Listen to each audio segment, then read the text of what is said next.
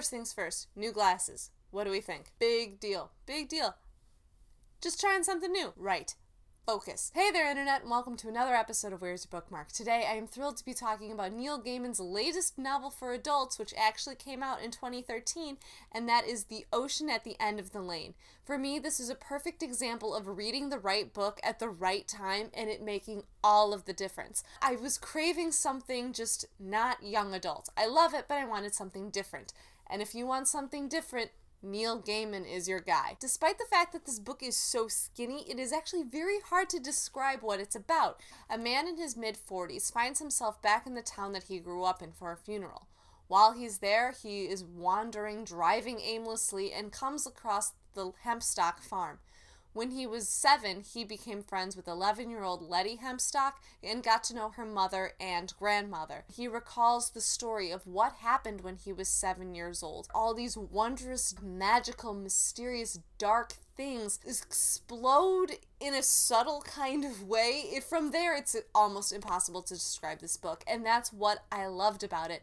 The language of this book is incredibly simple. I never found myself reaching for a dictionary or not understanding what was going on. He was very straightforward, and yet Gaiman has this incredible ability to twist your emotions and what is happening around you in a way where you almost don't even notice that it's happening.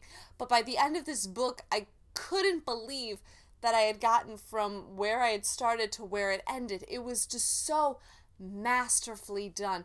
I've been describing this book as almost a sort of dark bedtime story. Not that it's scary, not that the boogeyman is coming to get you, but dark things are happening, and it's just in a language that I would have become lost in it, which this story was so amazing. It's less than 200 pages, and I was completely enraptured in this for over the course of maybe 2 or 3 days. It's exactly what I needed. There's a bit of mystery, there is a bit of magic, that it's rooted in reality, which only adds to the force of the fact that this is a short book that does so much. And to me, this is prose that reads like poetry.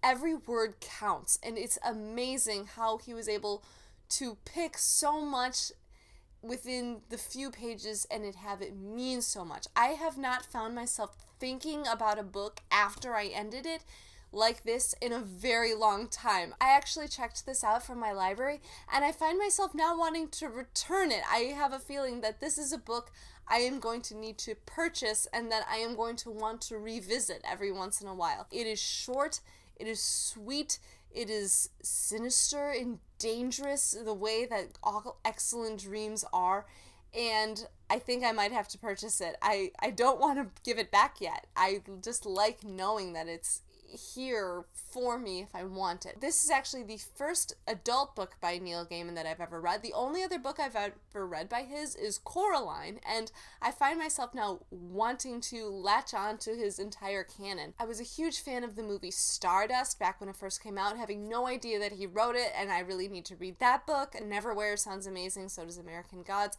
Anyway, he has an incredibly vast collection of books he's already written, and I can't wait for whatever is to come. Like I said, this is The Ocean at the End of the Lane. If you are in the mood for something that is smart and magical and surprising, but you're not afraid of being a little creeped out, this is absolutely the book for you. Don't be like me and wait so long to read it. But at the same time, maybe this book means so much to me because I read it at the exact perfect time. So as usual, all of my links are down below. Comments are always welcome, and that's it for me for now. Take care. Bye!